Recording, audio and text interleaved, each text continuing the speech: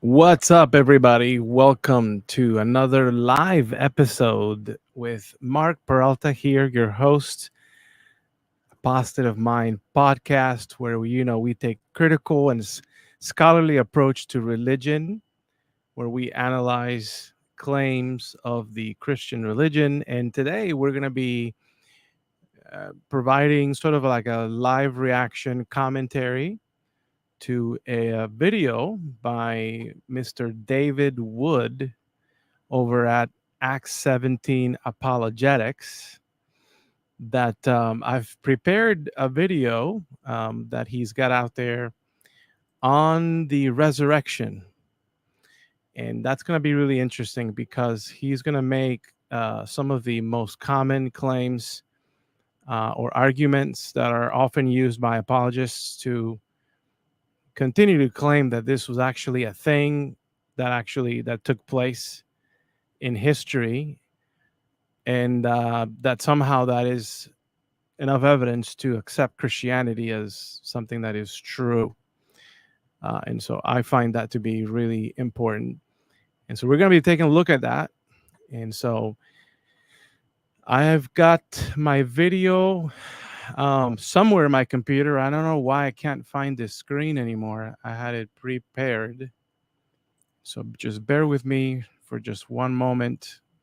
This might actually allow some of us to join in, but I don't know where it went. Give me just one moment.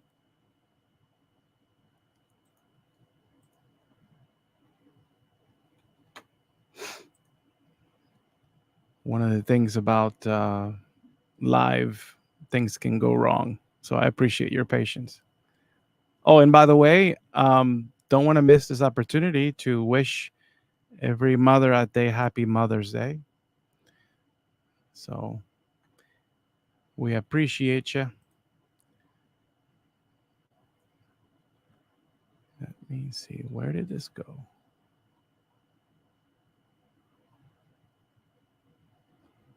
That's so weird. It seems to have completely disappeared.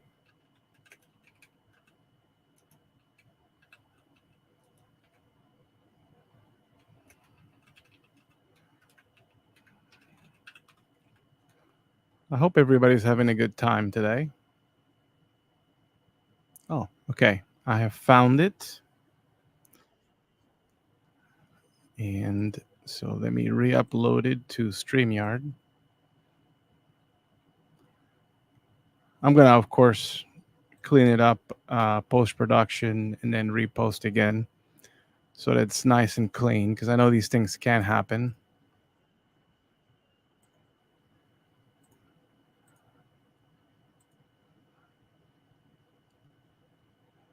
Bear with me with just one moment. Headphones.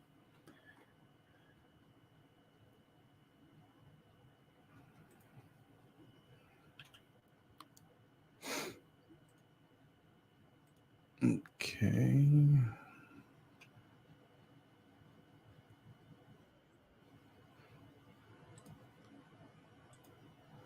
Okay, we're close. We're close. Okay, he's popped up. All right, we're almost there. Let me just make this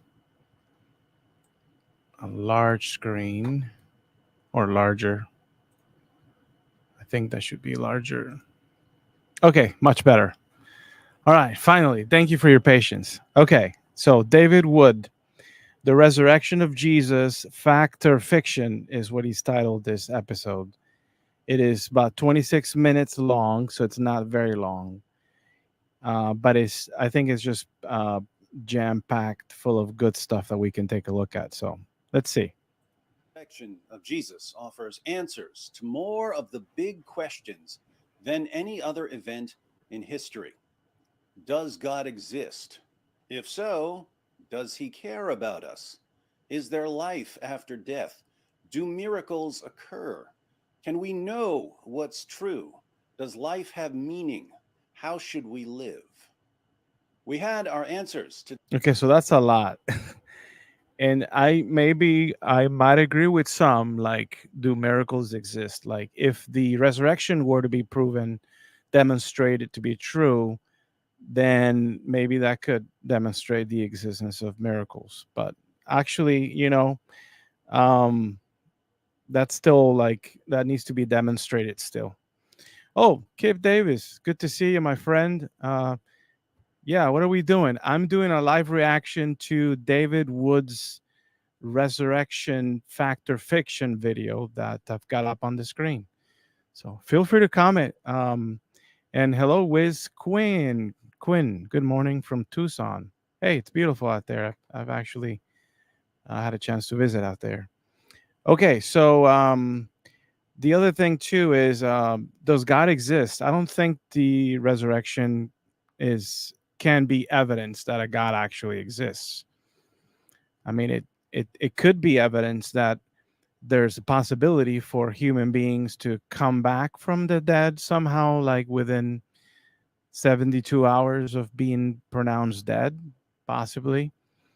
However, I am suspicious that you don't really have good evidence or the right evidence to be able to demonstrate that Jesus did rise from the dead. But let's see what else. He said a bunch of stuff, but let me see. these questions. Meanings occur? Can we know what's true? Does life have meaning? How Can we know what's true? That's a little broad. The meaning of life? I'm not quite sure the resurrection could have that. I mean, it's almost like a means to an end, perhaps, in Christian theology. In the sense that the resurrection makes it possible, supposedly, for believers to receive grace from God, to kind of take you there. Oh, yeah. I'm going to interact with Dr. Kibb. Dr. Kibb says, cool. Did you know that guy is a diagnosed psychopath? Should we ever trust what a psychopath has to say about anything? Seems suspect. Yeah. So I actually heard this from him. I met him personally at one of the modern day debate, in person debates. And he said that he's been diagnosed with a condition where he lacks empathy, supposedly. He's like one of those, I don't know what to call it actually, but somehow he lacks the ability to have empathy. I'm not quite sure anything to say about that, but he is a little weird. However, I think it's part of his conversion story. He uses that as a somehow like a medal, in the sense that, well, yeah, look at me. I lack the ability to empathize, yet God touched me, and so. But yeah, he is a voice out there. I've seen him quite a bit. His channel has lots of followers, and many people trust what he has to say somehow.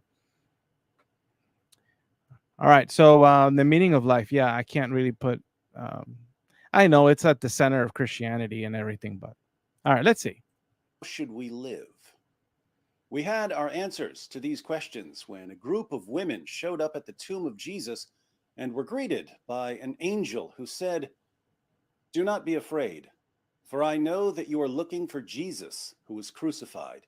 He is not here, he has risen, just as he said." With so many different worldviews competing for attention here in the 21st. Not quite sure what he was trying to say about the women, though. But one thing is for sure: if you compare the what each gospel says, like about that post-resurrection meetup encounter, you will find that they each have a little slight variation. So why should one put too much trust or emphasis on one over the other? Like, how do we know exactly who, what, and when? Like, it's weird. We will get into it. In fact, yeah, no, I haven't done an episode on it, but I should probably do an episode on doing a comparison, like a synoptic comparison of each of the gospels to show you how different they are. Century, I have to say that having a verifiable miracle and God's stamp of approval at the core of Christianity is like watching a bunch of people scrambling around to find some buried treasure when you've got the missing piece of the treasure map, the piece where X, or rather a cross, marks the spot. I find it fascinating that Yeah, I think that's just a little word game strategy, kind of sleazeball used car salesman trickery that he's kind of trying to pull here. But like, what do you mean? Like what he said something like it was evident, like you could demonstrate the rest, as if we could like recreate the whole resurrection scene. I don't know how that would be demonstrable. atheists dogmatically insist that the message of Christianity is just put your blind faith in our religion, when Christianity, more than any other worldview I'm aware of, has always said, here's how you can know that this is true. Yeah, that's not accurate. I don't think Christian apologists are. Well, who says that they're always saying, "Oh, just trust blindly"? I think most of them have what they consider evidence.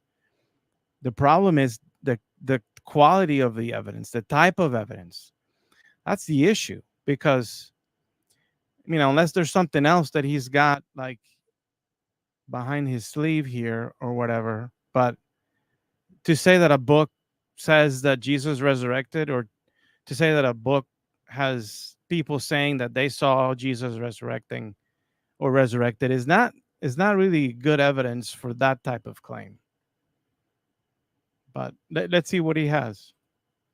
In the book of Acts, the Apostle Paul tells the people of Athens that God has set a day when he will judge the world with justice by the man he has appointed.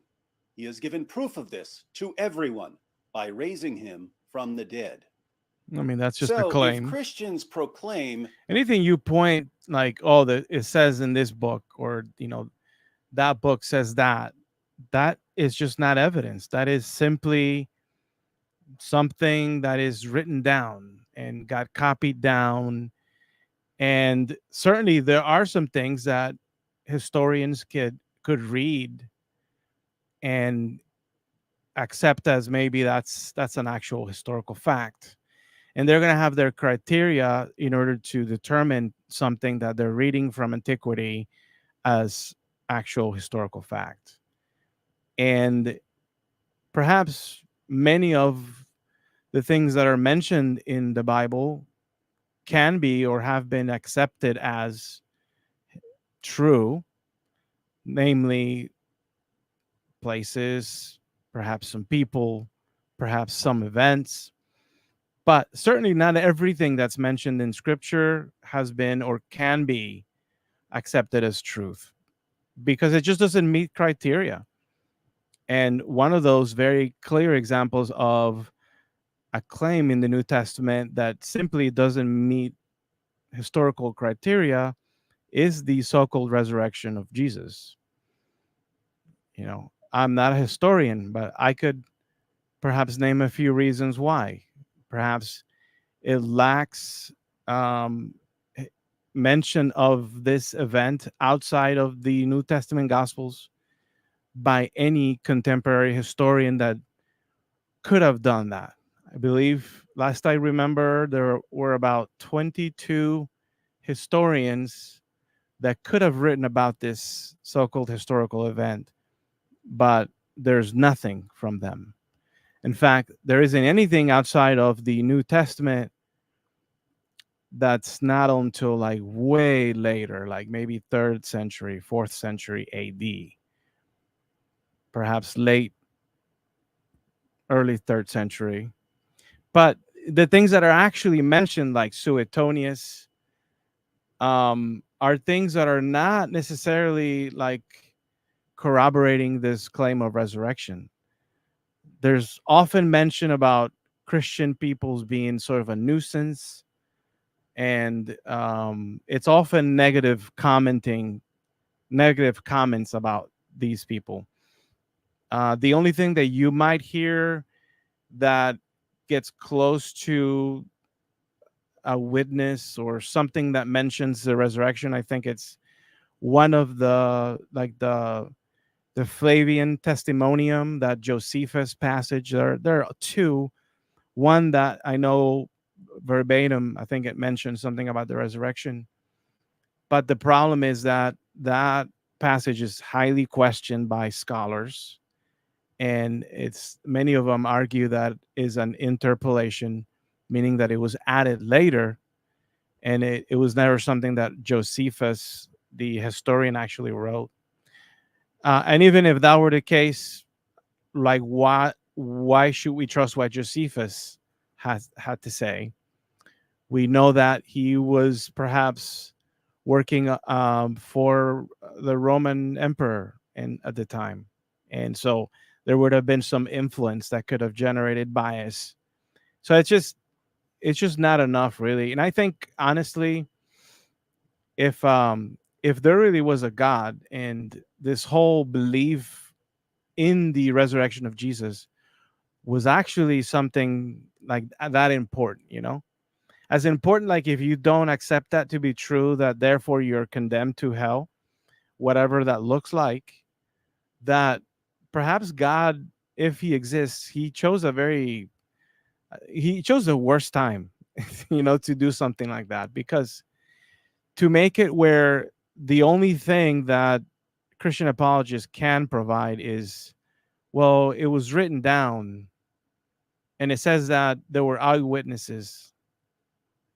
Like that's just not enough, because a resurrection isn't something that takes place ever. Like, this isn't a mundane claim, like, did Caesar cross the Rubicon or whatever.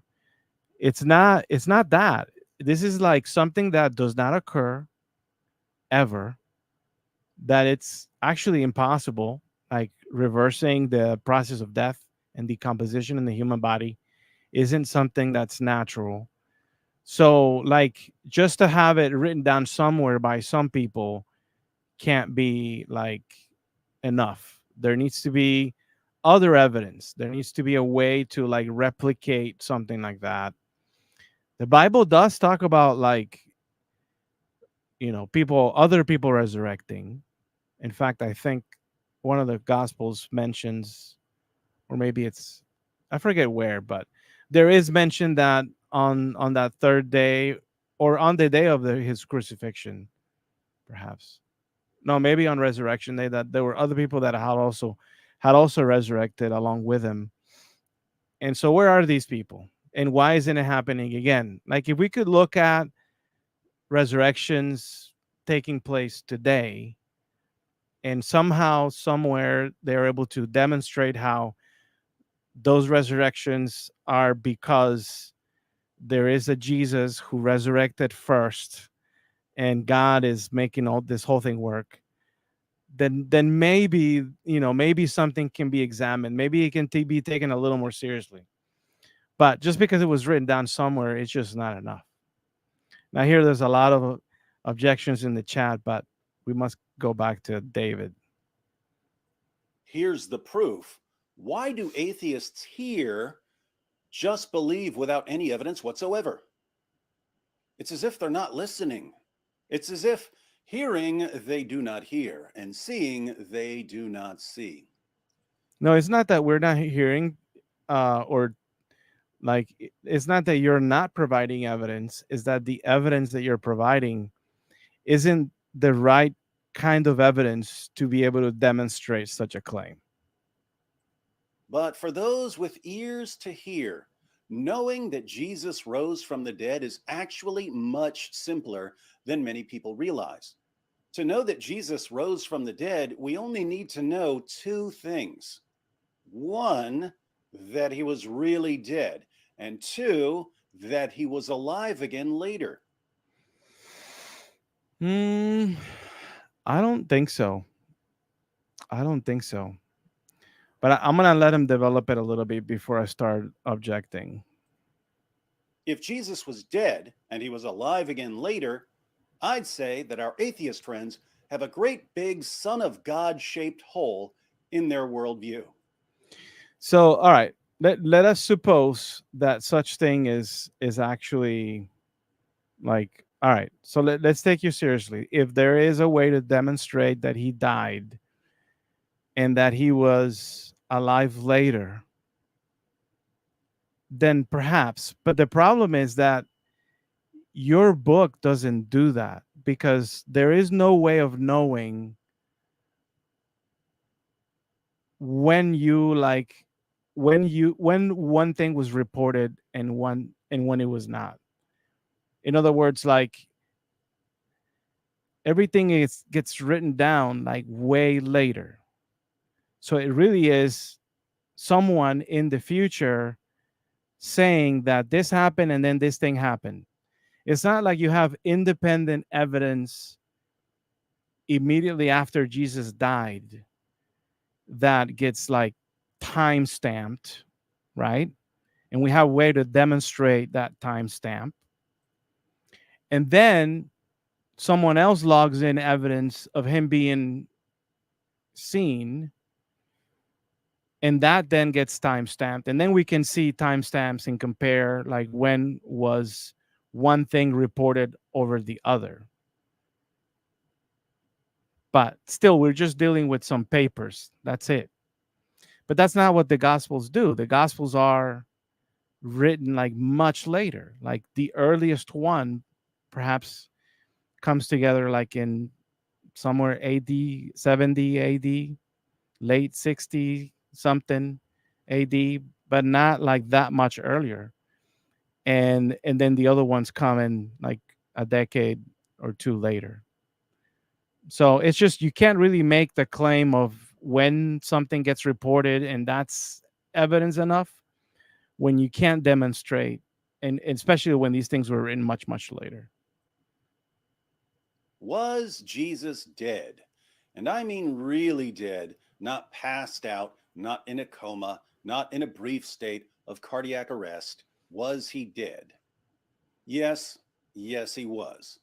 Now, the new generation of atheists who learn about Christianity primarily from social media may be surprised to learn that there are historical facts about Jesus. They think of Jesus as a mythical figure like Hercules, except that they're much angrier about Jesus. See, that's just mischaracterizing because not everyone thinks that way. It's almost like he's just painting like this very, um, this very like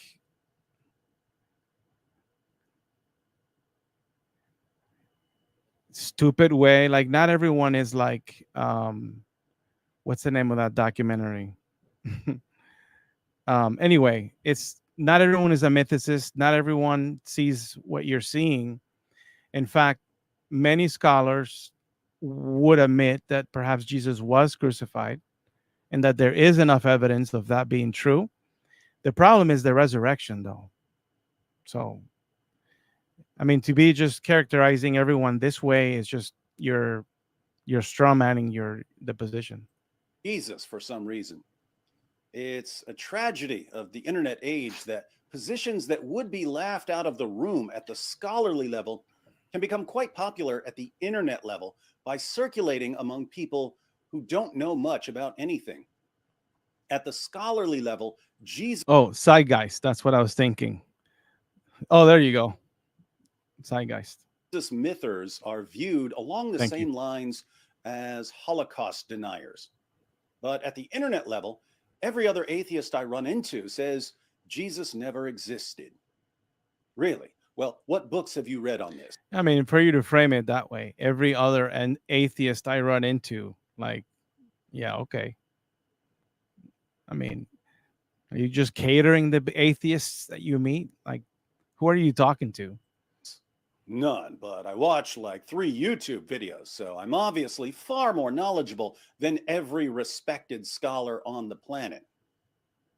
Meanwhile, even some of the most critical historical Jesus scholars will acknowledge certain facts about Jesus: that he was baptized by John the Baptist, that he had disciples, that he was known as a miracle worker and an exorcist, that he believed he played a crucial role in the coming of the kingdom of God. I don't know about that one. And I'm not sure if the whole thing about being a miracle worker, I mean, those are still claims. And of course, that he died by crucifixion. The scholarly consensus on Jesus' death arises from having a variety of ancient sources. There are Christian, Jewish, and Roman sources reporting Jesus' death, and knowing how crucifixion works. Yeah, those Roman, what is he talking about? Like the early historians? I mean, those are way later. They're not contemporary to the Gospels or when the events took place. Today, we tend to think of crucifixion as just nailing someone to a cross, but Roman crucifixion was a 3-step process. Oh, okay. So that's interesting because I know there's a lot of details that are not often mentioned when apologists talk about the crucifixion. So I wonder what he has to say about this whole three thing. The first step was the scourging, which was sometimes called the half death because victims would be half dead by the time it was finished. Okay. The Romans used a flagrum made of leather thongs with chunks of bone or metal woven into the strands, designed to remove human flesh. We have records of people being beaten until their veins and arteries were exposed, or until their bones were showing, or until their intestines spilled out. And that was just the beginning. Step 2 was nailing the victim to a cross. And Okay, maybe it's worth mentioning that what kind of people would be the recipients of crucifixion, because I know for sure that was not the only way that people were executed in antiquity or the Romans. They also beheaded people. So why would some get crucifixion or not? Something I read recently from Bart Ehrman, he talks about that the majority of people that would get crucified would be criminals of like petty crimes, and then people that were like causing like problems, people that would like either rise up in arms or um, riot insiders. I believe the actual claim for Jesus to be crucified was not blasphemy, which was something that I don't know why. Like when you're a believer, that seems to be like the emphasis that he claimed to be God, and the Jews had issues with that. But it was actually because he was like an instigator. He was someone that is creating problems, that someone that, and it was not uncommon. Apparently, it was not uncommon for people to like for these sort of like almost like military or militant or like just like bad people that would say, you know what, we've had enough, and then they would like protest against the Roman occupation, people that are like convicted of treason, uh, people that could potentially have some sort of like go against the Roman authority. And I think they're trying to make an emphasis on like, hey, we want everybody to get along. We don't want like these riot instigators. And that was the charge. And what's important here is like, why would they do that? Well, they would do that. Why would they get crucified? They would be crucified in order to like set an example as to like what not to imitate. And that to me becomes an important aspect of like being critical of the events of the crucifixion in the Gospels, because something happens there that is not common. And I'm not sure if he'll mention it. I'm sure he won't mention it, but I think that the fact that Jesus was taken down from the cross like the night of the crucifixion and not left on the cross, which was the custom according to Bart Ehrman, that the bodies would be left on the cross in order to like decompose and be eaten up by animals, and to remain there as a billboard, basically as an advertisement of like, this is the kind of person that's committing this type of crime that we just will not accept, and we don't want this to happen again, and so that's why we're making a public display. And so for Jesus to be taken down from the cross, in my opinion, it defeats the purpose of the crucifixion. And if Pontius Pilate is actually trying to like, as the Gospels often sort of describe him to be more like, hey, what do the people want? Should I let him go? Should we free Barabbas? Like, he's trying to see and be a good politician. And it becomes obvious that the people want him crucified, or at least the Jews, according to the Gospels. That were Pontius Pilate to reverse what should happen, because the day after the crucifixion, I think it was a holiday, so no one would have been outside to see. So people would have maybe come back out on Sunday and be like, "Hey, where is Jesus? Like, what happened? Like if you're against him and the Roman state is trying to make an example of him, to take him off the cross is to totally defeat that purpose." And I think that would have caused problems for Pontius, but that's just my own conjecture. I can only hypothesize. It's only my own hypothesis.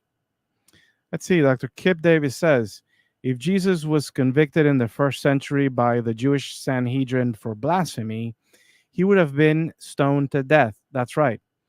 However, there is some question whether the Sanhedrin was permitted to execute. It seems like after the death of Herod and up the Jewish war, maybe after the Jewish war, the Romans prevented the Sanhedrin from undertaking executions altogether. Thank you, doctor. Yeah, so I mean, take that with a grain of salt. I still think that if he had been taken down early, as it says, because what I suppose actually took place, as was customary, was that he would have been left there and then eventually deposited in a communal grave along with other crucifixions. But and letting him hang there while the blood drained out of him. Once he stopped gasping for breath, the Romans knew their work was done.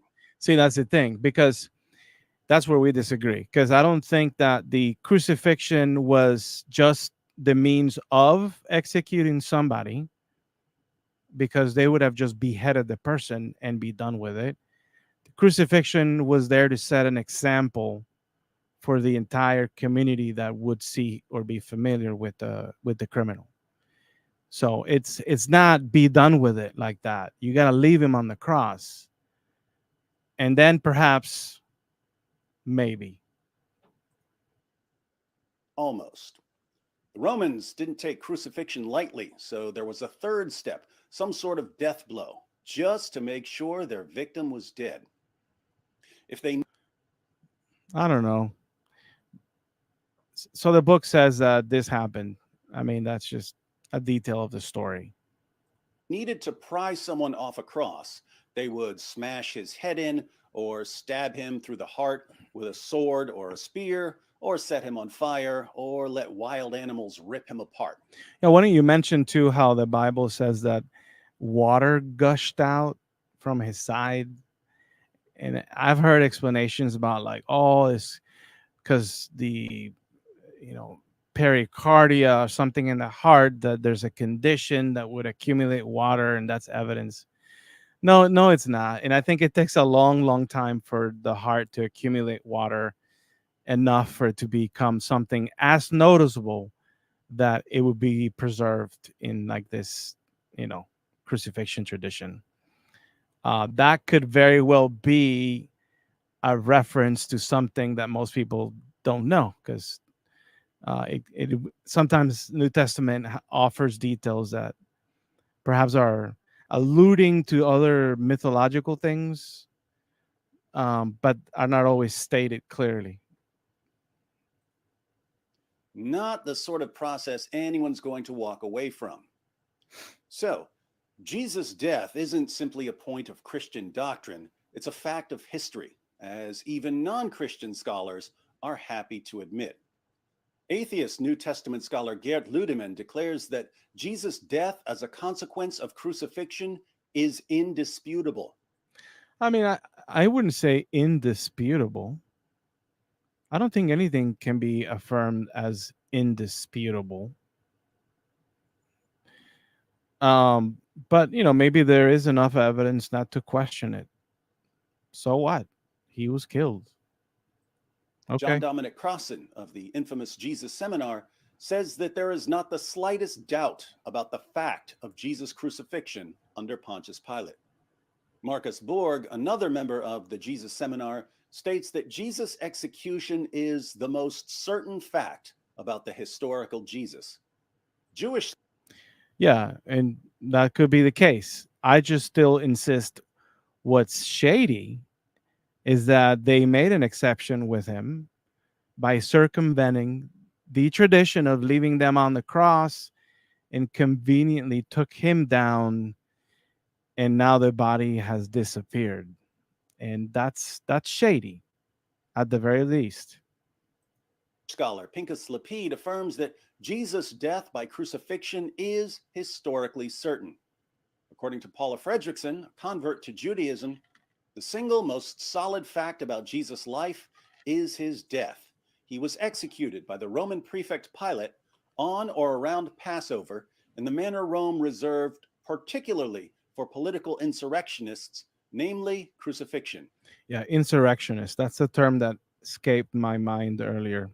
So that was the official charge of Jesus. He was an insurrectionist, like many others who tried to revolt against the Roman rule. And as everyone's favorite scholarly critic of Christianity, Oh, by the way, this is amazing. He mentions the Jesus seminar. Like when I was in seminary at an evangelical seminary, these are like evil scholars that got together and they all sat down to decide what they thought was Jesus' actual words. Like, how much can we really trust that is like that came out of Jesus' mouth? And they basically just like chopped the entire the Gospels, and very few things were actually indeed he may have said that. But anyway, just the whole point about how in at evangelical seminaries they paint this organization as like a bunch of liberal evil scholars, when these are like the real critical scholars. Many of them, I think, are believers. Not all of them are like atheists or unbelievers. They're just like the real deal. So it's just amazing how they demonize uh, scholarship that disagrees with them. Bart Ehrman maintains one of the most certain facts of history is that Jesus was crucified on orders of the Roman prefect of Judea, Pontius Pilate. The real question then is whether Jesus was alive again later. How would we Mhm. know if Jesus was alive at some point following his execution by the Romans? The same way we know many other things from history. We need witnesses, and we need to know that we can trust these witnesses. Yeah, and I'm not sure that the Gospels do provide a way for us to be able to trust them. And that's to me the problem, that for such claim, just to have it written down somewhere, especially when like the gospels themselves, like their authorship is even in question too. Like, how could you really trust what Mark says about the post-resurrection appearances when, for example, in Mark, the ending, the post-resurrection appearances are well understood, and it's not this. I think it's one of those almost indisputable things that it was actually added much later than its original composition by like who knows who, right? And that's the first gospel coming out talking about the resurrection. And so, and then the other Matthew and Luke, they are gonna build upon Mark and borrow and oftentimes quote like word for word straight out of Mark, and it goes from there. So why should we trust these gospels at all when even their authorship is in question? So it's not the same as say today where there a murder that takes place and the police comes over, they run an investigation, they talk to witnesses, and then there's something called a deposition where the prosecutor or prosecutor team sits down with or even sometimes a judge with the witness, and they will take down the testimony by which they saw the murder that takes place or the that whatever happened. And so there's like there are confessions, there's like uh, court documents that you can investigate, so like why do it in a time when that didn't even exist? It's just, it goes back to what I was saying earlier, like if God does exist, he chose a very crappy time to make it about someone dying and then coming back to life again. So I just don't think that for you to say that there are eyewitnesses, it doesn't work the same way that it perhaps could work today in a court of law where they might even require that a body is actually presented. Like I don't think it's enough to say that, oh, so and so killed so and so, but then there's no body, right? So it's just not enough to say someone said that this takes place. Do we have witnesses of the risen Jesus? Yes, lots. No, you don't. Fortunately, they began preaching. You don't. What you have is one or couple documents that mention that there were eyewitnesses and perhaps mentions some by name, by first name only, by the way. And that's it. But you don't have like independent eyewitness testimonials that were perhaps put under some scrutiny too, because like I said, it's just not enough for you to say, oh, this happened. Like there needs to be evidence to back up the claim. They're just claims, really. It's all it is. You have hundreds, which I would narrow down to a few claims, because to say that each individual manuscript is evidence, no, they're just copies of the same thing. You know, that's all it is. So you've got a few things. That's all. Preaching almost immediately, and we have summaries of some of their early sermons. They issued official creedal statements that could be easily memorized and passed on to others. They sent out representatives with authoritative. Yeah, maybe there are some traditions of what some scholars would say these are like oral traditions or creedal statements that are circulated. And maybe they're right, but the problem is that these are just hypotheticals, because there are no like manuscript evidence for some of these early creedal statements that he's referring to. These are just traditions that are supposedly preserved in the Gospels or in Paul's letters. And now they're saying, well, It looks like he would have quoted this from somewhere else. So let's say that there was an oral tradition. It's hypothetical,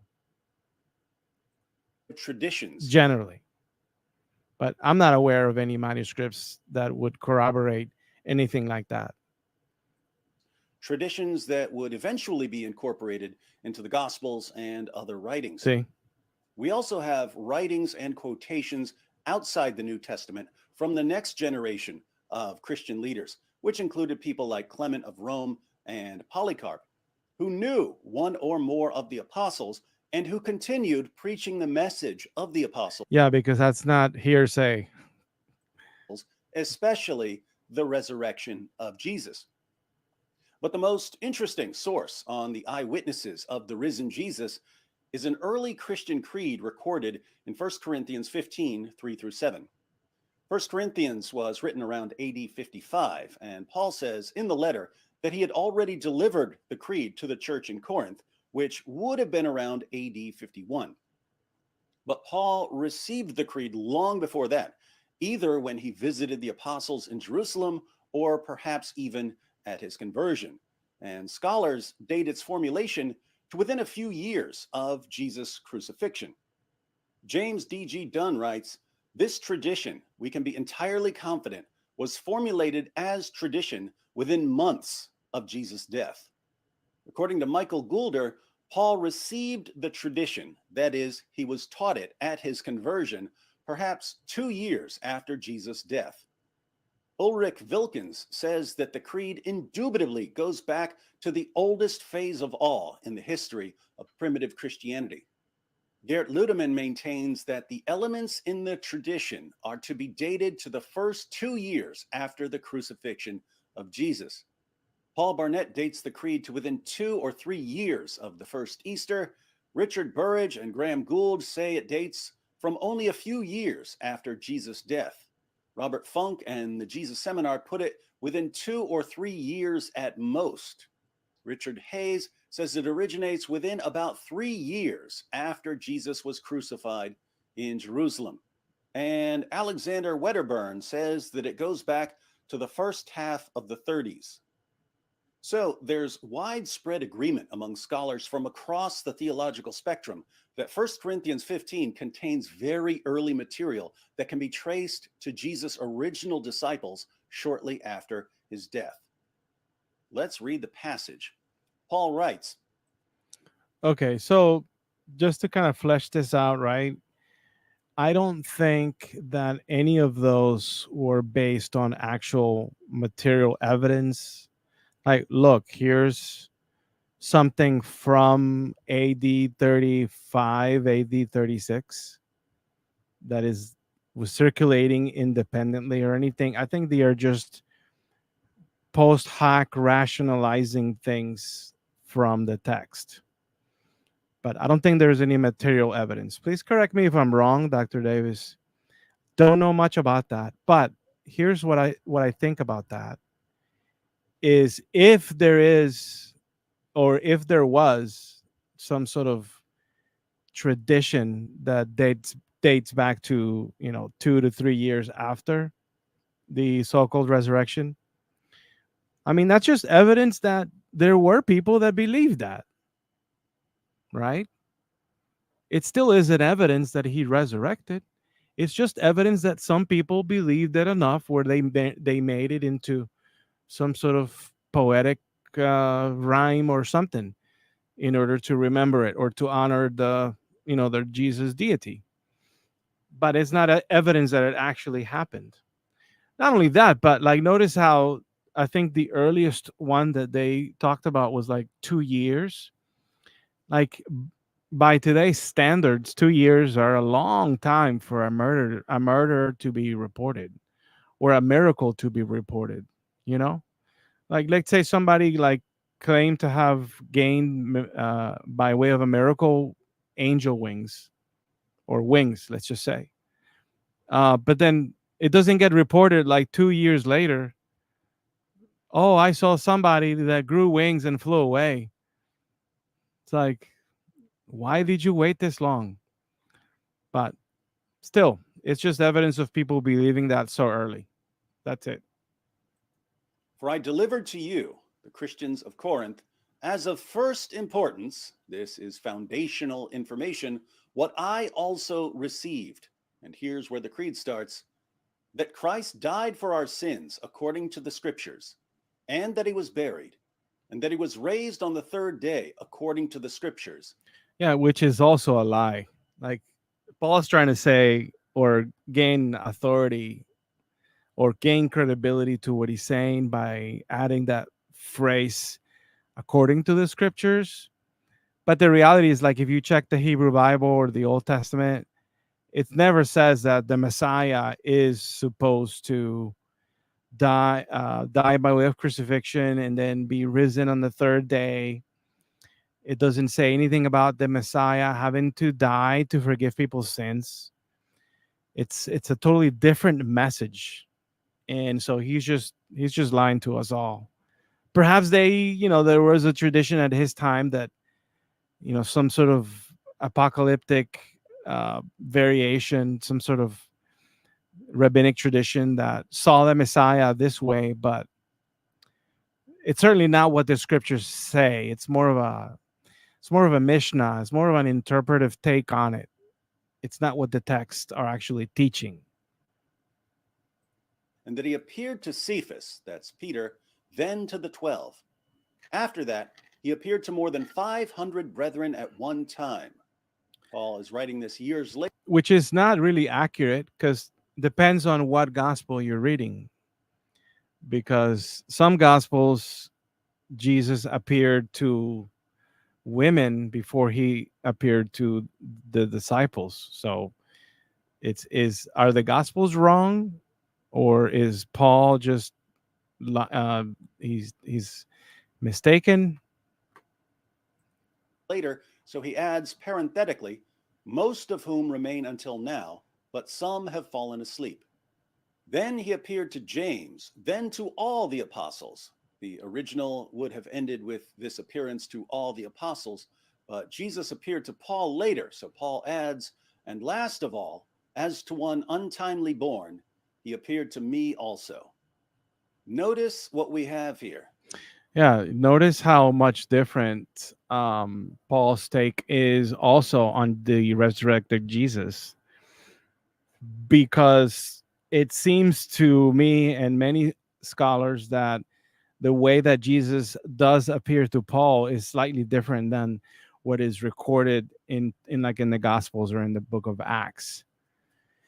Namely, in that Paul's experience of the resurrected Christ is that Jesus has taken on a new essence.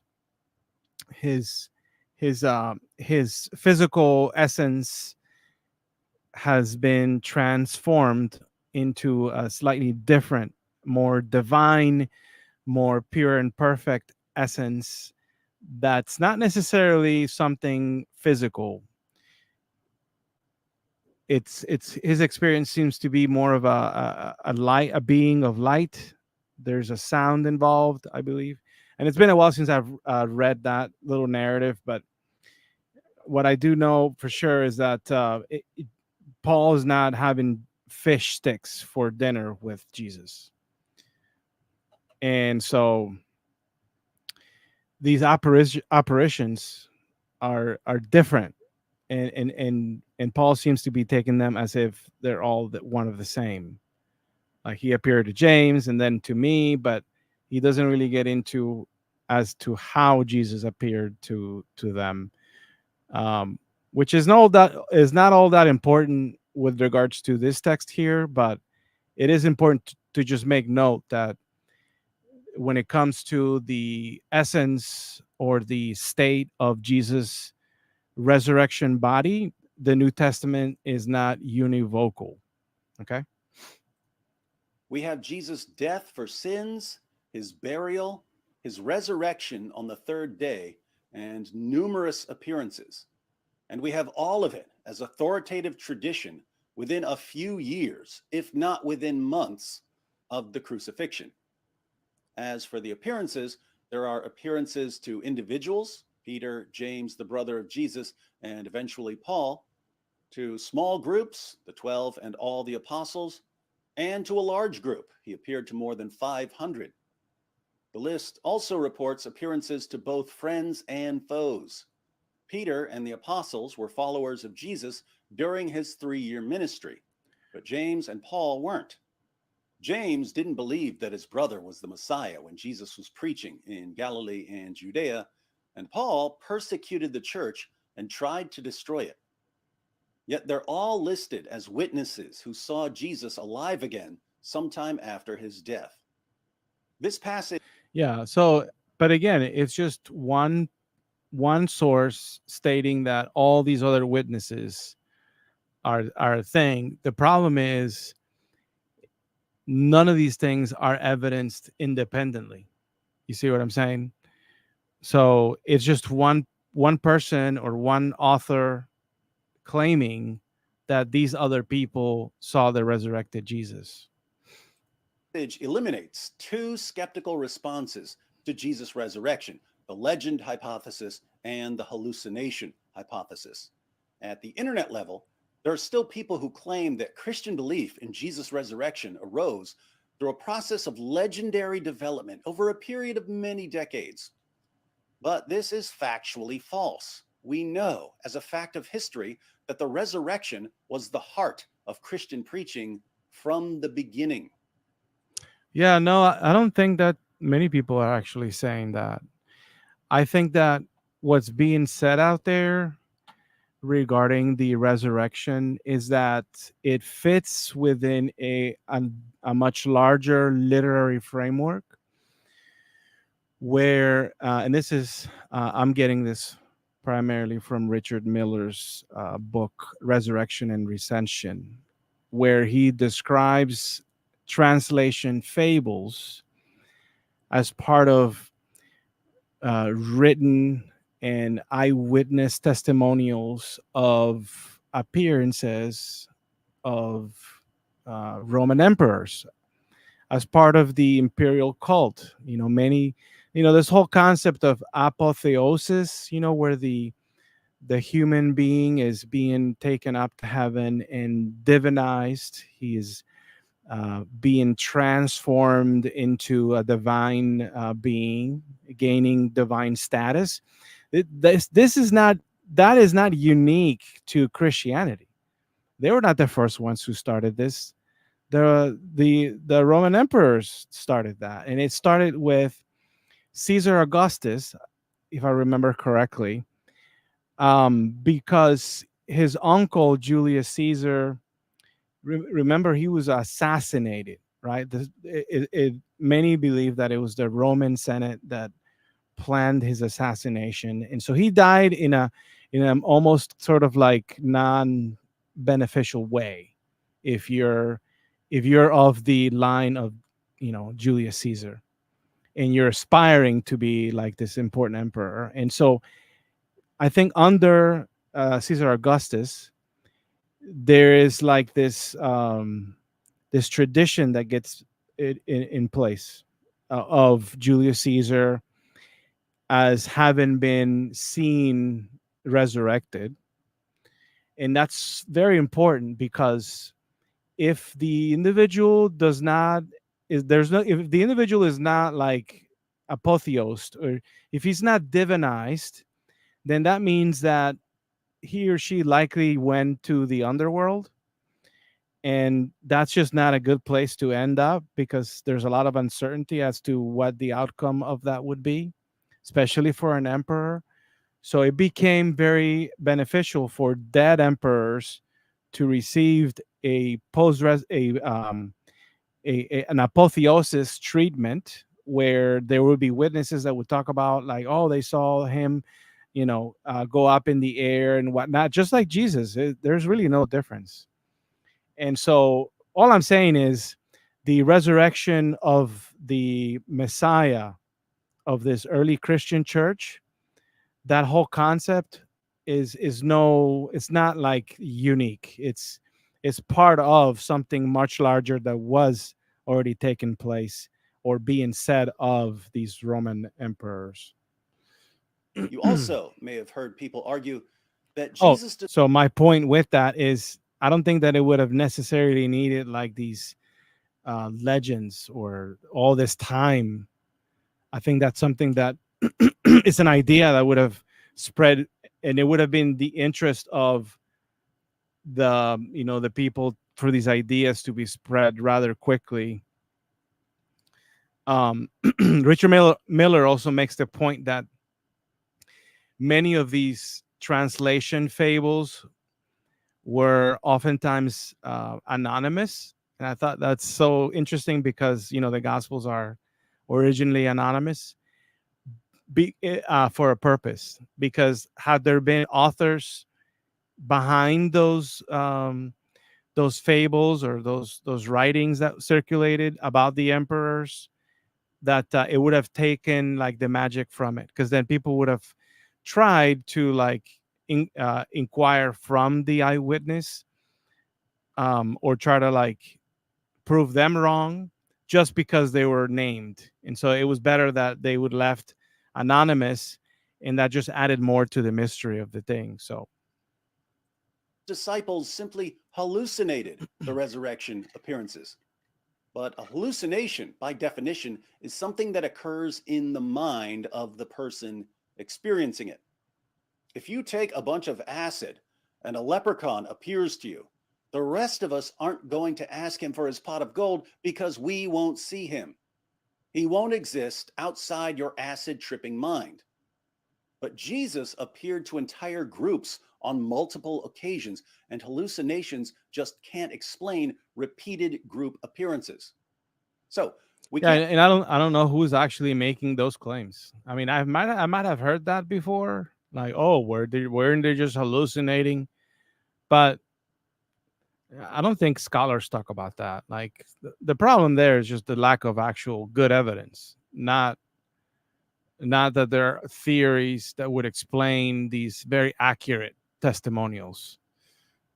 Um, so I think that's still another straw man. attribute the resurrection appearances to legend or to hallucinations. Can we attribute them to deception? Were the disciples lying about the appearances? That's what I thought before I was a Christian, but there's a fatal flaw in the deception hypothesis. Liars make poor martyrs. Yeah, no. While some human beings are willing to die for what they believe in, I've never met anyone who was willing to die for something he made up. Yeah, no, not necessarily. So there are many things wrong with that type of argument. One of those is, first of all, we don't really have actual evidence of any of the so-called disciples being killed. I know that perhaps there is some chatter about that among like the church fathers maybe later, but I don't think that there's any evidence of like say Paul being uh, executed in Rome or Peter being killed.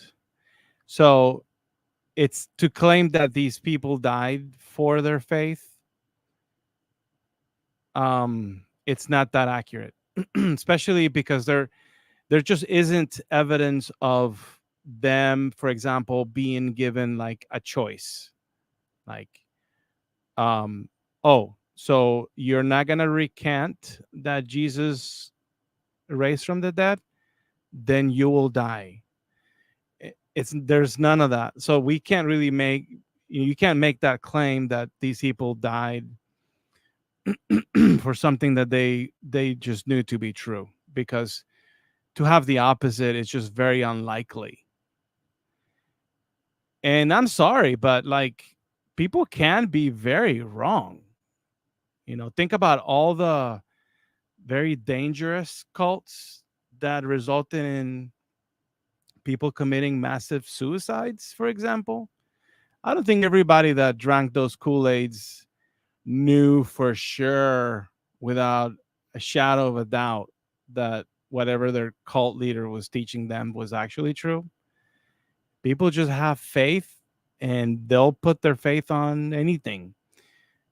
And so for you to say that, okay, for you to draw a line on the sand and be like, well, you either died for something that you saw, and because if you don't and you're lying, then you would ultimately like give in to the torture or the recant. But that's just not the case. So it's a false dichotomy. In the book of Acts, chapter 4, Peter and John are arrested and threatened. In Acts 5, the apostles are put in jail and flogged. In Acts 12, James, the brother of John, is put to death by Herod, and Peter is again put in jail. The apostle Paul. Yeah, all that's just part of the same, the Bible tells me so. But there's no extra biblical evidence. That's the problem. Describes his life as a Christian in 2 Corinthians 11:24-27. He writes, 5 times I received from the Jews the 40 lashes minus 1. 3 times I was beaten with rods. Once I was pelted with stones. 3 times I was shipwrecked. I spent a night and a day in the open sea. I've been constantly on the move. I've been in danger from rivers, in danger from bandits, in danger from my fellow Jews, in danger from Gentiles, in danger in the city, in danger in the country, in danger at sea, and in danger from false believers. I have labored and toiled and have often gone without sleep. I have known hunger and thirst and have often gone without food. I've been cold and naked. The Jewish historian. Yeah, because he's not exaggerating at all. What a drama queen.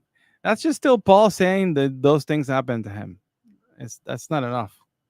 Historian Josephus reports that James, the brother of Jesus, was stoned to death as a lawbreaker.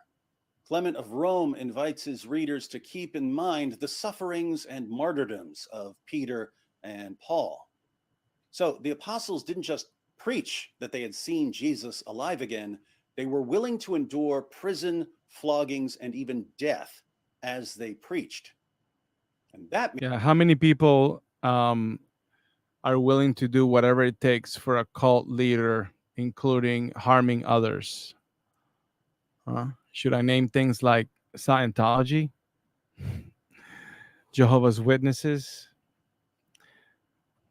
just to name a few, the Catholic Church? That's just not enough. means they really believed what they were saying. Here again, it's not just Christians who draw this conclusion. Even non-Christians maintain that the disciples sincerely believed that they had seen the risen Jesus. Gerd Ludemann, it may be taken as historically certain that Peter and the disciples had experiences after Jesus' death in which Jesus appeared to them as the risen Christ. Bart Ehrman, we can say with complete certainty that some of his disciples at some later time insisted that he soon appeared to them, convincing them that he had been raised from the dead.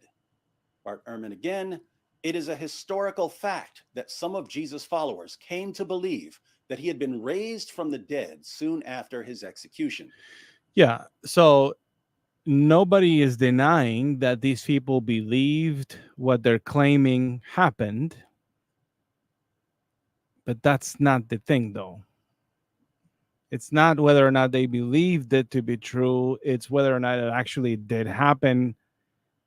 And that's a different question. Paula Fredrickson, I know in their own terms what they saw was the raised Jesus. I'm not saying that they really did see the raised Jesus. I wasn't there. I don't know what they saw. But I do know, as a historian, that they must have seen something. Fredrickson's. I mean, it'd probably be worth like looking into exactly what else she says there. I feel like maybe some of these quotes are a bit like mind quoting, just ripping things out of context. But I think it's pretty clear he doesn't have any other evidence. Says that she doesn't know what they saw. But I do. I think it's obvious what they saw. The disciples saw the sort of thing that would convince individuals and groups, friends and foes, that they had all seen a man who had been dead alive again, standing in front of them, telling them why he had to die and rise again. Unfortunately for our atheist friends, the only sort of thing that can do that is Jesus actually appearing to them, which means that Jesus rose from the dead. So None, there's not necessarily. Um, because like, how do we know? Like, if Jesus were to appear to me, like, how do I know that's Jesus? I don't know that. You know, how could I know that Jesus, this person that just shows up, is Jesus himself? I don't know what Jesus looks like.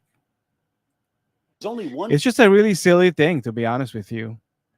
Like, if you're a God and you're all knowing and you're so smart, why would you choose this as your method of establishing your eternal relationship with your believers? Like, that's just a silly, silly method, in my opinion. conclusion to draw from the facts that even atheist and agnostic scholars grant as historically certain. Yet, atheist and agnostic scholars clearly don't believe that Jesus rose from the dead. Why do they reject the resurrection when they're aware of the historical evidence? Yeah, and you see how like he just keeps reframing it as this was evidence for the resurrection, when in all reality all you've shown is claims of a resurrection, and people that believed that, or scholars that admit that perhaps Jesus did exist historically and perhaps he was crucified, but not necessarily the resurrection. And that's the one that you really need to demonstrate, because people die all the time. That's, for you to claim that a person died, it's one thing.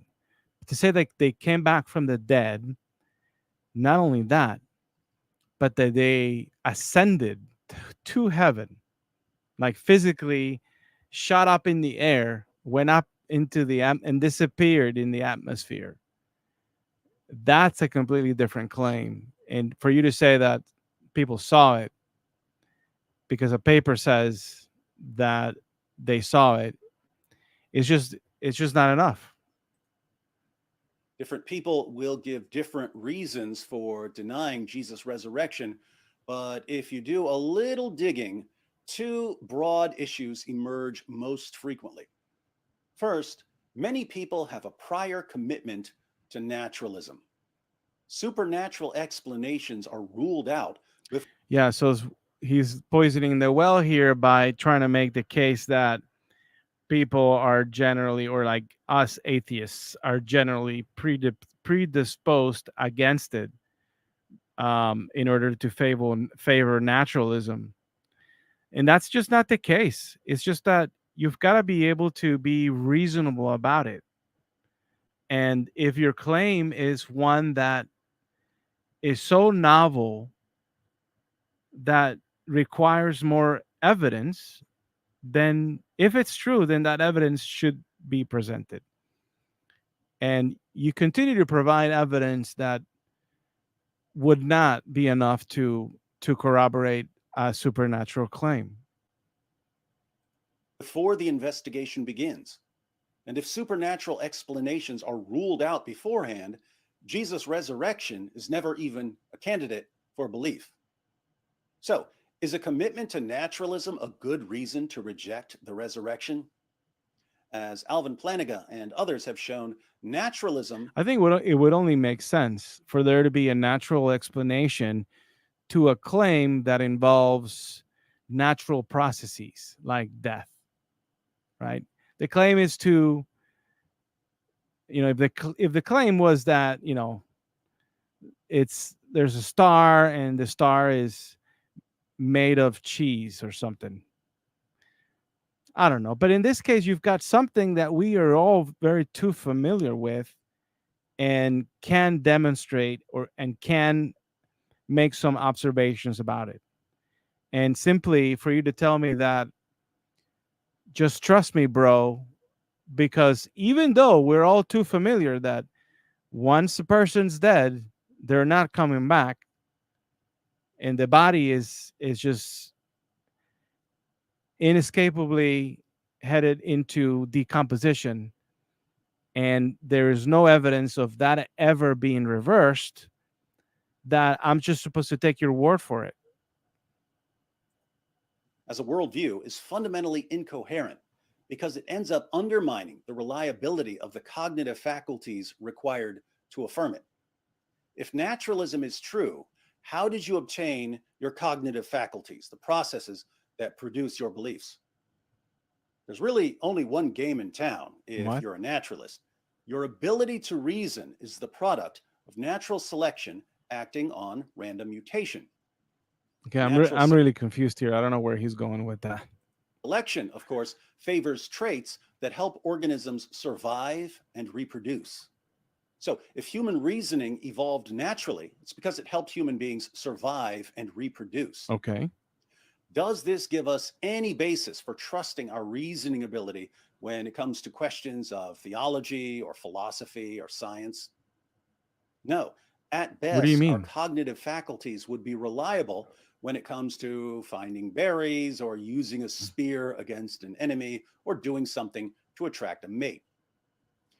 Interestingly, Darwin himself noticed this problem. He said, "But with me, the horrid doubt always arises whether the convictions of man's mind, which has been developed from the mind of the lower animals, are of any value or at all trustworthy.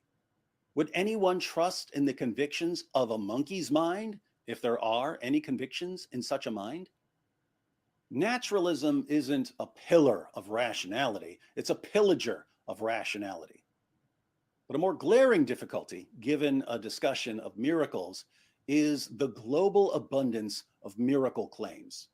In 2006, the Pew Oh, Forum okay. issued Yeah. a report No. titled Spirit and Power, a 10-country survey of Pentecostals, discussing statistics on Pentecostals and charismatic Protestants. Yeah, I'm gonna stop him right there because number one, all to point to miracles happening today within the Christian church as evidence of people coming back from the dead. It's just irrelevant.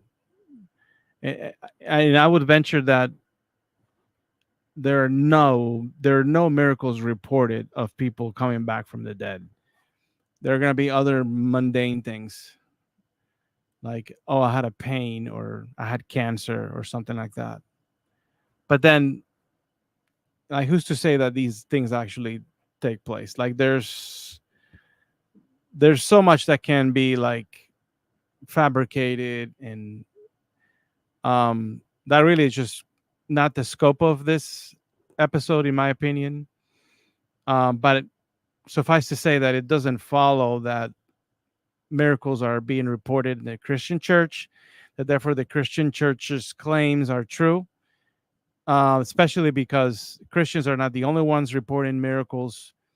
There are various other religions that have believers that claim to also receive miracles by their gods. And so now what? We have to also believe in those gods too? And are they not just contradicting each other at this point? Like, it's just not, I don't know why he went here. In the United States, Brazil, Chile, Guatemala, Kenya, Nigeria, South Africa, India, the Philippines, and South Korea. And the researchers found that approximately 200 million Pentecostal and charismatic Protestants in just those 10 countries believe that they have personally witnessed miraculous healings. Imagine what the numbers would be if the study had included all denominations in all countries. In a 2022 article for the New York Times, Dr. Molly Worthen writes, scholars Yeah, and it would have been much bigger if you had included Islam or Hinduism. Let's fast forward a little bit. to investigation do so by faith, not because the evidence demands it. Second, it's perhaps even more common to reject the resurrection because of what the resurrection implies. If we believe that Jesus rose from the dead, we might think it's a good idea to listen to what he says. But Jesus said all kinds of things about sin and judgment and salvation. And if we don't want to take his teaching seriously, or if we don't want to become Christians, or if we despise anything that has any connection to Christianity, we kind of need to get rid of that whole rising from the dead thing. Now, this has always seemed like an odd approach to me. Decide what we want to believe ahead of time, and then reject evidence that doesn't line up with what we want to believe. I think it's the other way around. I think that many people recognize the importance of believing in such claim that Jesus was resurrected from the dead. And in spite of the lack of evidence, people will accept it just because, we want to be a part of this, or just because it seems like it's not impossible that it took place. But that's just not a good way to apply reasoning of something like this when you consider the implications of joining a religion and then becoming a part of it. And atheists normally condemn this approach. Suppose an atheist comes to you with some kind of evidence. Let's say he gives you evidence for common descent, the claim that all living things share a common ancestor. If your response is, well, I don't like what common descent implies because that would mean I'm related to pigs, so I'm going to reject any evidence you give me for it, the atheist will. Yeah, but that would be stupid to say, because to talk about common descent doesn't mean that we are related to pigs. If we do share common ancestors, that's what it means. That perhaps, way back in the tree of evolution, we do have some common ancestors, but those common ancestors are likely not to be pigs. They're likely to be some sort of mammal from way back millions of years ago. So that's just inaccurate, my friend. Accuse you of being anti-science and anti-evidence and irrational and stupid and bigoted and so on.